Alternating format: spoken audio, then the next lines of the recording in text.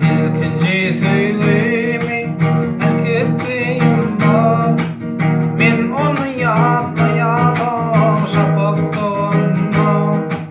Yatlayan dostanda açılan güllüm. Gülüsün yayradı katır saçanda.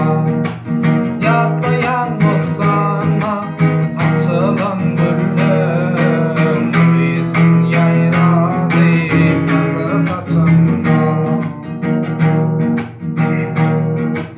Hayalim geceler akar boyumda.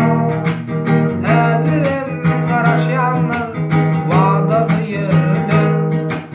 Yarı taşlar barsam o yarsız kenara. Kullar nerede yar, nerede değil.